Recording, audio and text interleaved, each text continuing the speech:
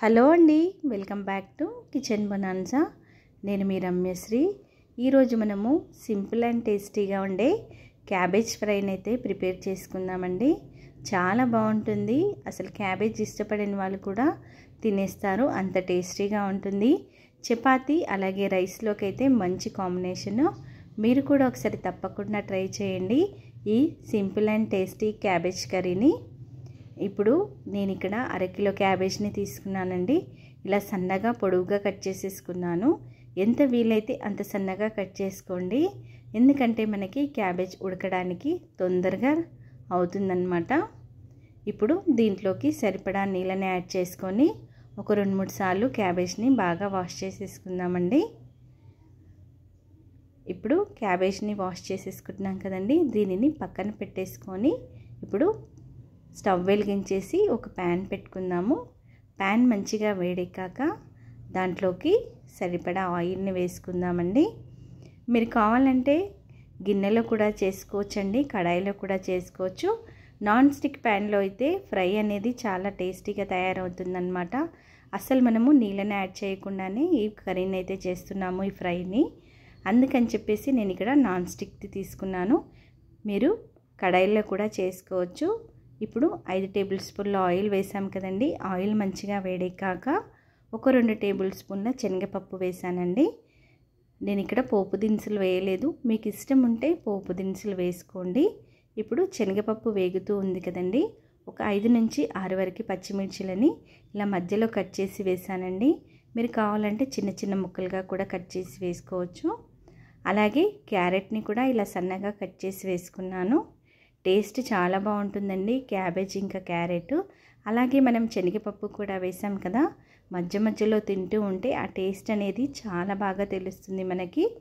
ఇప్పుడు కొద్దిగా కరివేపాకు వేసాను. అలాగే 2 టమాటాలని కట్ చేసి వేసానండి. చిన్న చిన్నగా ఏం కట్ చేయలేదండి, కొంచెం పెద్దగానే కట్ చేశాను టమాటా ముక్కల్ని. ఇప్పుడు నూనెలోనే వీటిని ఒక 2 నిమిషాల పాటు మగ్గించుకుందాము. మరీ ఎక్కువగా కాదు, జస్ట్ కొంచెం మనకి మగ్గితే సరిపోతుంది. మీకు ఇష్టం ఉంటే ఇక్కడ ఉల్లిపాయల్ని కూడా వేసుకోవచ్చండి, కానీ నేను వేయలేదు.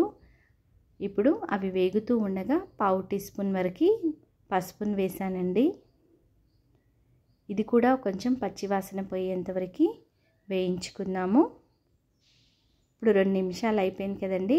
ఇప్పుడు ఆల్రెడీ మనం కడిగి పెట్టుకున్న క్యాబేజ్ని అంతా వేసేసుకుందాము నీళ్ళని ఉంచుతూ. చూసారు కదండి, క్యాబేజీని అయితే వేసేసాం కదా. ఇప్పుడు ఒకసారి ఇదంతా బాగా కలిసిపోయే విధంగా మనము 1 నిమిషం పాటు కలిపేసుకుందాము. ఆ ఆయిల్లో మొత్తము ఈ క్యాబేజ్ని బాగా కలిసిపోయే విధంగా. ఇప్పుడే ఒకసారి మొత్తంగా కలవదండి, కొంచెం టైం పడుతుంది. ఎందుకంటే క్యాబేజ్ కొంచెం ఎక్కువగానే ఉంది కదా, అదంతా కలగడానికి ఒక 2 నిమిషాలు టైం అయితే పడుతుంది. ఇప్పుడు మూత పెట్టేసి ఒక 5 నిమిషాల పాటు దీనిని లో ఫ్లేమ్లోనే మగ్గించుకుందాము, హై ఫ్లేమ్లో కాదు, లేదంటే మాడిపోతుంది.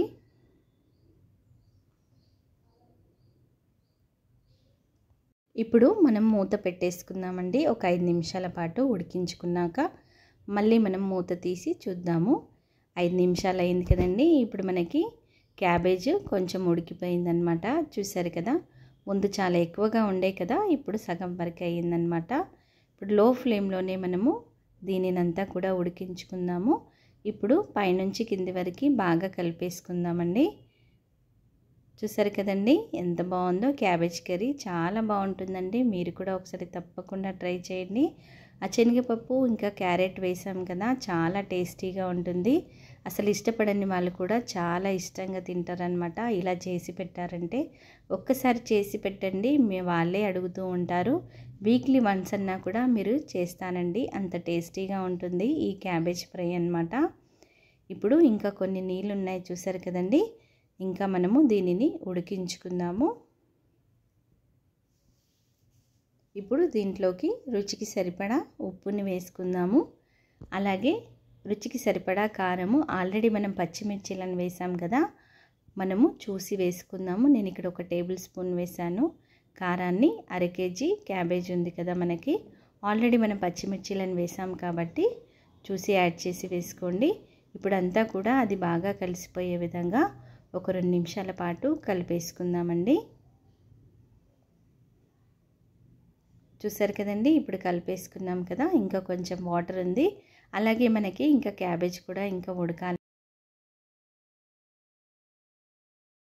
ఇప్పుడు మూత పెట్టేసి మళ్ళీ ఇంకా క్యాబేజ్లోంచి నీళ్ళు మొత్తం ఎగిరిపోయేంత వరకు నూనెలోనే మగ్గించుకుందామండి. ఇక్కడ నీళ్ళని ఏమీ యాడ్ చేయట్లేదు, ఎందుకంటే మనకి ఆల్రెడీ క్యాబేజ్లో వాటర్ ఉంటాయి, అలాగే టమాటోలో కూడా మనకి వాటర్ వస్తాయి కాబట్టి, మనం ఉప్పు కారం కూడా వేసాం కదండి, దాంట్లోంచి కూడా వాటర్ వస్తాయి కాబట్టి మనము దీనిని నూనెలోనే మగ్గించుకుందాము.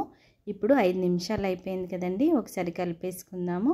చూసారు కదండి, మనకి నీళ్ళు మొత్తం ఎగిరిపోయాయి, క్యాబేజ్ కూడా మంచిగా ఫ్రై అయిపోయింది. ఏదైనా ఉప్పు కారం తక్కువగా ఉంటే చూసి యాడ్ చేసి వేసుకోండి. ఇప్పుడు ఒకసారి బాగా కలిపేసుకుందాము. చూసారు కదండి, క్యారెట్ కూడా ఉడికిపోయింది మనకి మంచిగా. అలాగే టేస్ట్ కూడా చాలా బాగుంటుందండి, వేయిస్తుంటేనే మనకి గుమగుమలాడిపోతుంది, అంత టేస్టీగా ఉంటుంది. మీరు కావాలంటే ఇక్కడ పైనుంచి ధనియాల పొడి కూడా వేసుకోవచ్చు, లేదంటే గరం మసాలాని కూడా యాడ్ చేసుకోవచ్చండి. కానీ ఏమి వేయకున్నా కూడా చాలా టేస్టీగా ఉంటుందండి.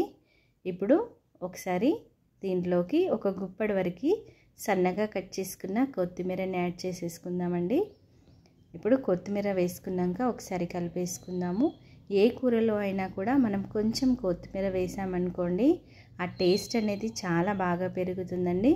మీరు తప్పకుండా ట్రై చేయండి, మీకు టేస్ట్ అనేది బాగా తెలుస్తుందన్నమాట. ఇప్పుడు కొత్తిమీరని కూడా వేసేసాం కదండి, ఒక 2 నిమిషాల పాటు అలాగే ఫ్రై చేసేసుకుందాము. ఇప్పుడు ఆయిల్ అంతా సపరేట్ అయిపోతుంది కదండి, క్యాబేజ్ కూడా మంచిగా ఫ్రై అయిపోయింది కదా.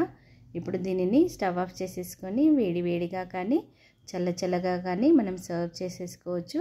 చపాతీలో కానీ లేదంటే రైస్లోకి కూడా మంచి కాంబినేషన్ అండి. మీరు కూడా తప్పకుండా ట్రై చేయండి, మీ ఇంట్లో వాళ్ళందరికీ చేసి పెట్టండి. బాయ్ అండి.